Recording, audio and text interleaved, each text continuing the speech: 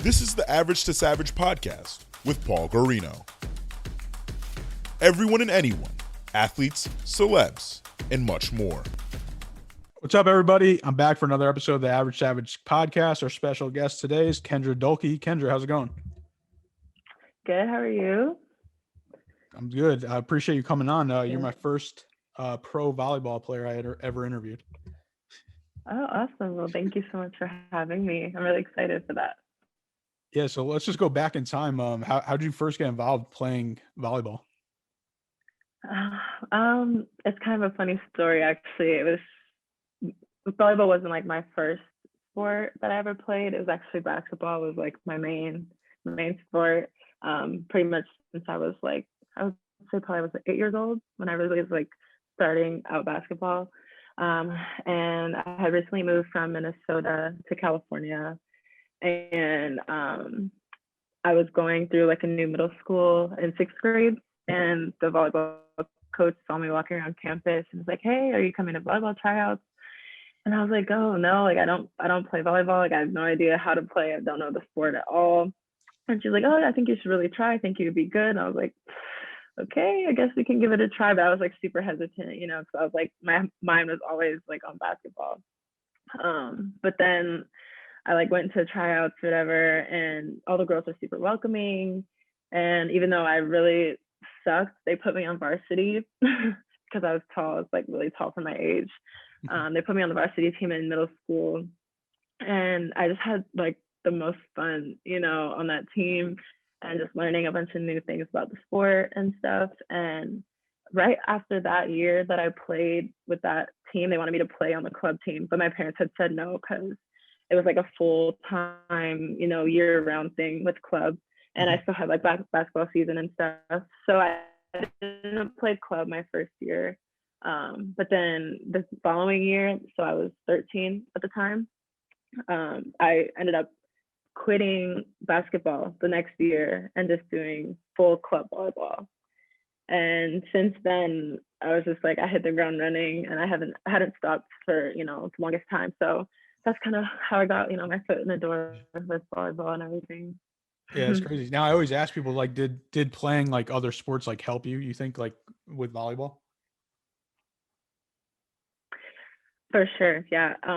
I also played a little bit of tennis, and I think in terms of like hand-eye coordination, reading where the ball is going, reacting to it, and for sure translated into my volleyball game also. So yeah, I think that played a huge role, and just to like into playing like the natural, movement of sport and everything that like really helped me in the long run, Yeah. I'd say. Yeah, for sure. Mm-hmm. And then what about Yeah. just like during high school? When did like recruitment offers start coming in? Recruiting, it was okay. So it was a little weird for me. In 8th grade, so my second year playing club, I played up into the 18th division. So I played with a bunch of older girls.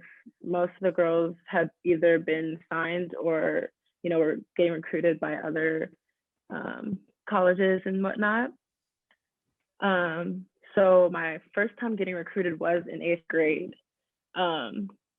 So it was really shocking to me, I would say, because I was so new at the sport. And I was also playing a different position than I play now. I was a middle blocker when I first started. So I was getting recruited at first as a middle blocker, and actually the school that I ended up choosing was Arizona, and they actually first started recruiting me as a middle blocker, and they were like one of the first schools to recruit me. But yeah, initially the process started for me, I was like 8th grade, and then I ended up committing to Arizona junior year of high school. So I waited a little bit of time, just to kind of really weigh out my options, find the good fit for me. I wasn't in a rush because I really didn't know what school that I wanted to go to like at all. So it was really nice not having like any pressure from like, oh, like choose this school. It was really all up to me, all about how I felt about the campus and stuff. So the recruiting process for me was pretty smooth, I would say. Yeah. Yeah, for sure. What about like, was there a final like 3 schools? Yeah, there were. So obviously Arizona, U of A, North Carolina, and Kansas were my top 3. All right. And where did you say you were originally from? Where did you say Yeah. you were originally from? I know you said you moved to Minnesota. Yeah, I originally was born in Minnesota. Oh, okay. And I lived there for about 8 years before we moved to California. And then I did like most of like my growing up in California before I left for college. Then Gotcha. I was like in Arizona. Yeah. Mm-hmm. Gotcha. So how was it just going to Arizona, just like school wise and like playing wise? I loved it. Yeah. I mean, when I first got to the campus, I was like, oh my gosh, this place is amazing. Like the girls that were on the team while I was getting recruited were awesome. The coaching staff there was awesome.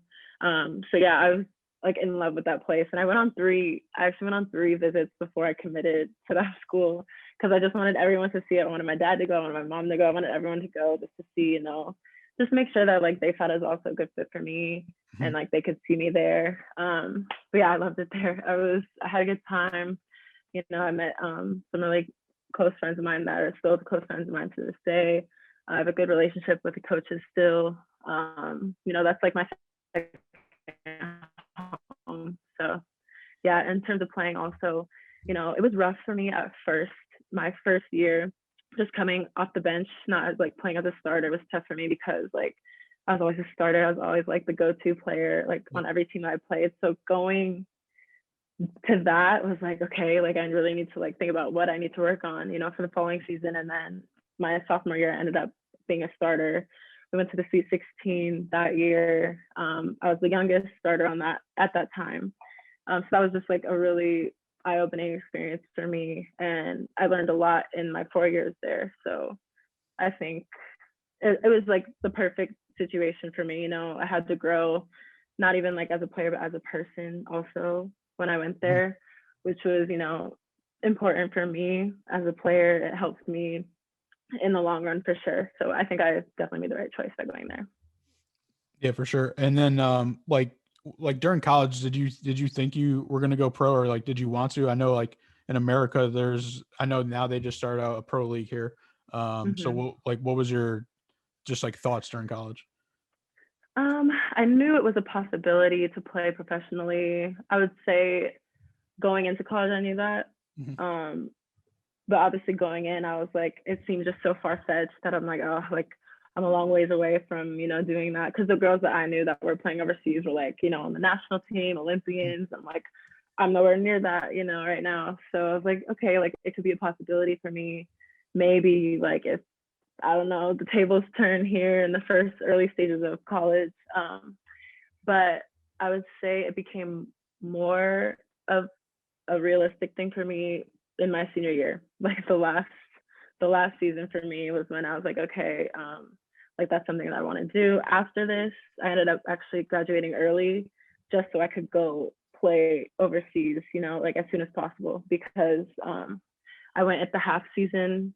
So like in January is like the half season of like European teams. It was the start of the Philippines, which is where I first ended up playing. So it was perfect like for me, to finish early. I was able to go right away to play somewhere, professionally overseas, get my foot in the door on that and, start that whole different, ball game. So yeah, it was more, I would say more of a realistic thing for me. At like towards the middle of my senior year, it was like having good enough numbers to do it. People were asking me, agents, were contacting me. My coach was asking like, hey, are you interested? I'm like, yeah, I guess like if I could, make money doing this, why not? So yeah, that's kind of my thoughts about it. Yeah, for sure. Now, what's your take on I think it's Athletes Unlimited that they created like the new American League. Like, what's your take on that? And like tell me, like, because I don't know that much about professional volleyball, so tell me like what's the differences, like maybe playing here versus going to Europe. Well, I do know that with the Athletes Unlimited, there was I want to say 48 women that were playing, and a lot of those ladies played overseas also. And a lot were, I would say about like there was a good handful that were probably first year pros, like just came in from college, and it was really their first experience playing like with professional players, and it was a really really short season, so it was really intense. And like from what I've heard about it, Like just the level of the volleyball is really high, obviously, because you have people that were in the Olympics, you have people playing at high college volleyball, which you get that overseas, but you don't get that level of volleyball on the same side of the net and across the net. You know, it's like more, I would say in Europe, it's more watered down. Like every team has like 2 or 3 really good players that are probably at that level. Whereas, you know, like maybe the majority of the team isn't. So, you know, you get your, you know, a couple of good players that you see once or twice a week. But there it's, you know, it's even a step above the college level, which is, you know, college level every night, every match is like a grind. So I would say that would probably be like a level above that, just in terms of the experience of the players. And I would say even like in terms of level of the games that you're playing on like a night to night basis, that's probably even more so than most of the leagues in Europe. I'd say you have the Italian league. The first league in Italy is probably the best league that you could play in. Overseas, you have France, Germany, all have really good leagues, but there's really nothing that would compare to like the girls that were playing in that Athletes Unlimited thing. Gotcha. Yeah, it kind of like reminds me of like, you know, like WNBA, and they go overseas, and then, you know, the like there's 1 or 2 Americans on the team and things like that. Right. Yeah, exactly. And then what advice would you give to just like a young volleyball player like trying to go pro or trying to get like a D1 scholarship? I would say, you know, get a good, I'd say 1.5, 2 minutes of video that you can send to college coaches, especially if you're not playing club.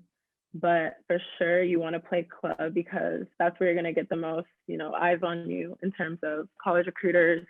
You know, you're going to have teammates that are maybe getting recruited. And if you're playing with those girls, you're on the same court as them. So you're going to get, you know, people watching you also. So playing club is huge. Having like, you know, at least 1 to 2 minutes of video that you can send out is, I think, a plus.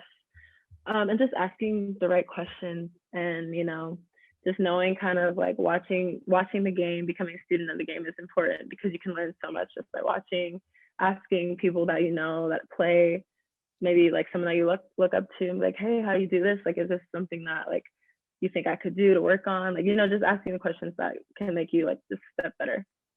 All right. Well, now that you said that, like, what would you want to know that you didn't know at the time? Like, say, or in college or like before pro or whatnot? That's a good question. Oh, I don't think anyone's asked me that question. Something I would want to know. Oof.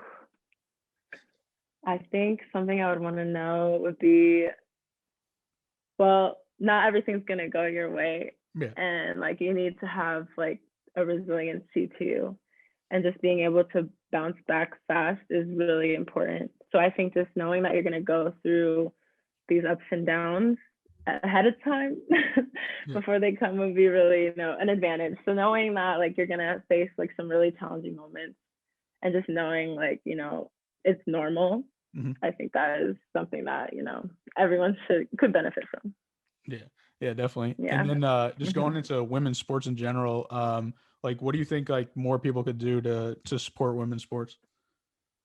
I think the views, having people watch is huge, you know, and you see the difference in like, say the NBA and like the WNBA, just the number of people that watch it is shocking, you know, just because like it's basketball at the end of the day, you know, and especially for volleyball, it's such a huge, like it's such a widely played sport in the US that it's surprising to me that it doesn't get a lot of TV time, and it doesn't get a lot of views on TV when it is on TV.